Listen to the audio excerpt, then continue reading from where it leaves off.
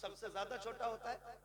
فکر سب سے زیادہ اس کی ہوتی. ماں جاتی ہے نا دنیا سے, وہ بیٹا چھوٹا ہو, بڑے بیٹے کے ہاتھ میں ہاتھ رکھ کے کہتی سن میں جا رہی ہوں, میرے چھوٹے کا خیال رکھنا, اسے رونے نہ دیا جائے, اسے تڑپنے نہ دیا جائے. کبھی شوہر کا ہاتھ پکڑ کے کہتی سنو جی کوئی دکھ ہوتا ہے تو مجھ سے آ کے کہہ دیتا ہے, یہ ڈر کی وجہ سے تمہارے سامنے نہیں جاتا ہے, میرے لال کو دکھ نہ ہونے پائے.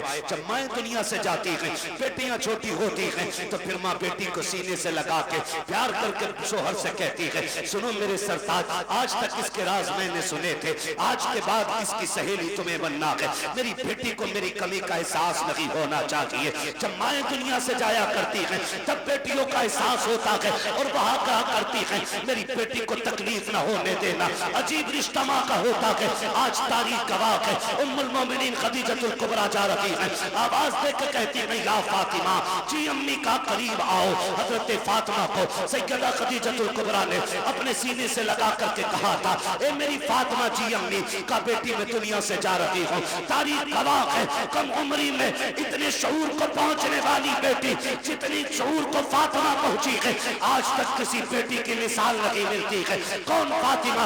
یہ وہ خاتون جنت ہے, ماں کے سینے سے لگی ہے. حضرت خدیجہ نے کہا تھا فاطمہ میں دنیا سے جا رہی ہوں, سنو بابا کو دین کا کام بہت ہے, انہیں پریشان نہ کرنا, جب تک کہ شام کو آیا کریں. اب تک حضور آتے تھے, میں آگے بڑھ کے استقبال کرتی تھی, آج کے بعد مصطفیٰ آئے تو میرے آقا کو تنہا نہ چھوڑنا. فاطمہ میرے بات میرے مصطفیٰ کا خیال تمہیں رکھنا ہے. اللہ اکبر. کم عمری میں خاتون جنت وعدہ کر رکھی ہے امی, وعدہ رہا کہ جب تک زندہ رہوں گی مصطفیٰ کو کمی نہیں ہونے دوں گی. تاریخ گواہ ہے ماں نے بیٹی کو سینے سے لگایا اور کہا تھا فاطمہ باپ کو دین کا کام رہتا ہے, تبلیغ میں رکاوٹ نہ آنے دینا. جی امی کا بیٹی. دوسری بات یہ بھی ہے اے میری بیٹی کہا جی امی کا میرے اپنے والد سے کبھی زیادہ سفارشیں نہ کرنا, کسی چیز کی فرمائش نہ کرنا, بڑا کام دین کا رہتا ہے. امی کبھی نہیں کروں گی. اب اگلی بات جو ماں نے کہی تھی کلیجہ تھام کے سننا پیارے. حضرت خدیجۃ الکبریٰ نے کہا بیٹی میں جا رہی ہوں, جاؤ مصطفیٰ جان رحمت سے کہہ دو میرا انتقال ہو جائے تو مزمل والی چادر میں کفن دے دیا جائے. اتنا سننا تھا. اب خاتون جنت کی چیخ نکل جاتی ہے, بیٹی بیٹی ہوا کرتی ہے, تڑپ گئی امی یہ نہ کہیے گا. ماں نے کہا شہزادی وقت کم رہ گیا ہے, جاؤ جا کے والد سے بات کرو. حضرت خاتون جنت آئی ہے, میرے نبی صحن میں چکر لگا رہے ہیں, آؤ سنو 10 روپے دے کر کے احسان دکھانے والوں, 100 روپے دے کر کے ان مدرسے والوں سے حساب لینے والوں, اوقات کیا ہے تمہاری جو تم ان تعلیم کے ٹھیکیداروں سے تم آگے بڑھ کر کے حساب لے سکو. غیرت آنی چاہیے. جن کے گھر میں 4 بچے ہوتے ہیں ان سے گھر نہیں چلتا ہے, یہ سینکڑوں بچوں کو رکھتے ہیں پھر بھی کوئی کمی نہیں آتی ہے. وجہ صرف یہ ہے کون دیتا ہے, دینے کو منہ چاہیے, دینے والا ہے سچا ہمارا. واہ واہ واہ واہ. نعرہ تکبیر, نعرہ رسالت, مسلک اعلی حضرت حضرت علامہ مفتی حماد رضا صاحب قبلہ. سبحان اللہ سبحان اللہ. توجہ ہے سارے لوگوں کی, نہ کیا کرو. آج یہ کہتا ہے نا فون کرتے ہیں مفتی شمشاد صاحب کہاں ہو, دکان پہ بیٹھا ہوں جی. وہ پچھلے سال آپ کی 500 روپے کی رسید تھی.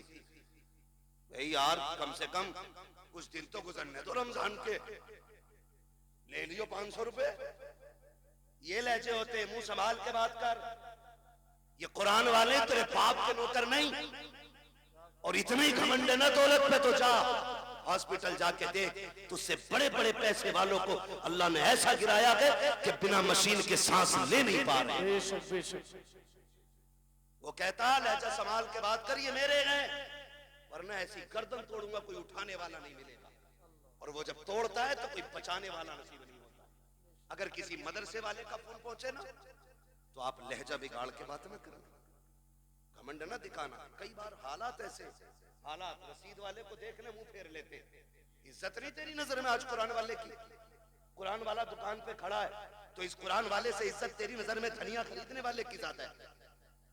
کہہ رہا بیٹھو آپ جی, ابھی ذرا اسے مسالہ باندھ دوں, اسے پہلے زیرہ باندھ دوں, اسے مرچیں باندھ دوں, تیری پھوٹ گئی ہیں, کسے بٹھا رہا ہے تو؟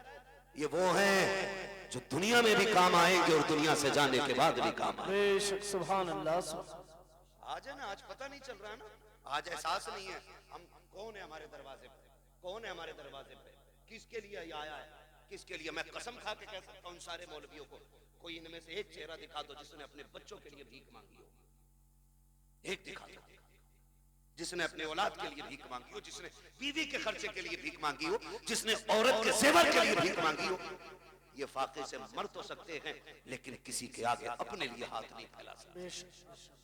یہ غیرت والی قوم ہے۔ جب کرونا آیا تھا تو ایک امام صاحب مسجد کے حجرے میں انتقال کر گئے، لوگوں نے کہا کہ کرونا سے مرے، تحقیق بعد میں ہوئی تو پتہ چلا کہ انہوں نے کسی سے مانگا نہیں اور کسی نے انہیں کھانا دیا نہیں تھا۔ اللہ اللہ، یہ اتنی غیرت والی قوم ہے، یہ مر تو سکتی ہے لیکن کسی دنیا دار کے آگے ہاتھ نہیں پھیلائے گی۔ اس لیے خدا را ان کے سامنے لہجے سنبھال کے بات کیا کرنا، اکڑ کے بات نہ کرنا، بگڑ کے بات نہ کرنا۔ یہ آ جائیں تیرے دروازے پہ کہنا شکر آپ آئے، خدا کا کرم ہوا، تشریف رکھیں۔ ہاں ہو سکتا ہے آپ کے پاس اس وقت کچھ نہ ہو تو آپ عزت سے پانی پلائیے، چائے پلائیے اور کہیے کہ حضرت آپ نہ آئیں، جیسی وقت ملے گا میں خود چل کے آ جائیں۔ اتنا کہہ دو گے تو کیا چلا جائے گا؟ کچھ نہیں گھسے گا نا۔ اگر عزت آپ نے اتنی دے دی تو انشاءاللہ مرتے وقت خدا کے کرم سے تمہیں کلمہ نصیب ہو جائے گا، آمین، بے شک، کلمہ نصیب ہو جائے گا۔ ورنہ ہم نے دیکھے بڑے بڑے دیکھ لیے ہم نے اتنی سی کم عمر میں، ترم خان ہوئے نامور بے نشاں کیسے کیسے، زمین کھا گئی آسماں کیسے کیسے، ہاں زمین کھا گئی آسماں کیسے کیسے۔ کہہ رہا حساب تو لے لو پچھلے سال کا، گھپلا ہے، پتہ نہیں مولانا نے کتنا کھا لیا ہوگا، نہ کرنا، تم دے دو اللہ کی رضا کے لیے۔ کھائیں گے تو یہ جانے، لگائیں گے تو یہ جانے، ہمیں تو دینے کا ثواب مل جائے گا نا۔ بے شک، تو ہم کیوں اس طرح کی یہ فتنہ پرور باتیں کرتے ہیں؟ خدا توفیق دے تو رویے بدلو، اپنے رویے بدلو۔ موت کڑوی سچائی ہے، کڑوی سچائی ہے۔ اگر قرآن والوں کی توہین کی کوئی بچانے والا نصیب نہیں ہوگا۔ بے شک، مجھے سچ بتایا جائے، انتقال کے بعد کتنے بیٹے ابا کی قبر پہ بیٹھتے ہیں؟ کتنے بیٹھتے ہیں؟ جتنا بڑا پیسے والا اتنا ہی زیادہ بزی ہے۔ بے شک، ابھی آخری مٹی کے آخری مٹھی مٹیاں نہیں پڑی ہیں، ابھی لوگ لوٹ آتے ہیں، چلو بریانی دیکھ لی۔ یہ اپنے علاقے کی کہانی ہے، میں باہر کو اتنا نہیں جانتا ہوں۔ پلیٹیں آئی کہ نہیں؟ عارف حافظ جی کو لے جاؤ، فاتحہ پڑھ دیں گے۔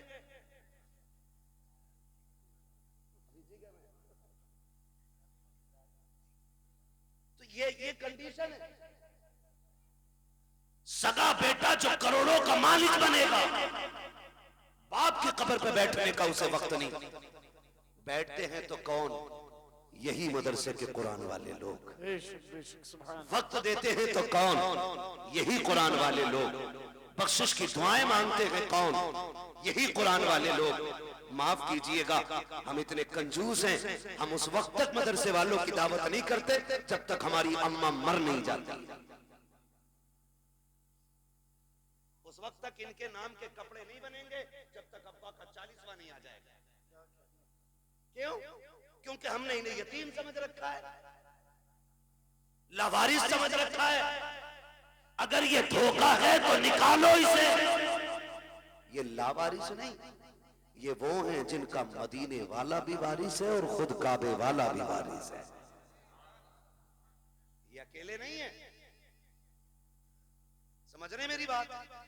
تو کبھی ان کی دعوت ولیمے میں بھی کر لیا کریں، انشاءاللہ کریں گے۔ دو ہی ہاتھ اٹھیں، باقی تو میت کے چکر میں بیٹھے۔ یا اللہ جو صرف میت کا کھلانا چاہتا ہے جلدی جلدی ان کے گھر بچوں کی دعوت کرا دے۔ کیا ہوگا؟ ناراض ہو رہے؟ دعوت کی بات کر رہا ہوں بھائی۔ ان کو عزت دیں آپ، ہم عزت نہیں دیتے۔ میت میں پہلے بلانا عزت نہیں ہے، 40ویں کی دعوت میں بلانا عزت نہیں ہے۔ عزت یہ ہے کہ بیٹے کے ولیمے میں پہلے انہیں بلایا جائے۔ بے شک، تو لیول بنے ہوئے، لیول کپڑے دیکھ کے فیصلہ کرے گا کون کہاں بیٹھ کے کھائے گا، ہے نا؟ کوٹ پہن کے آیا تو وہ اسٹینڈر والی جو ٹیبل ہے نا جن پہ وہ کور پڑا ہوا ہوتی یہی ہے،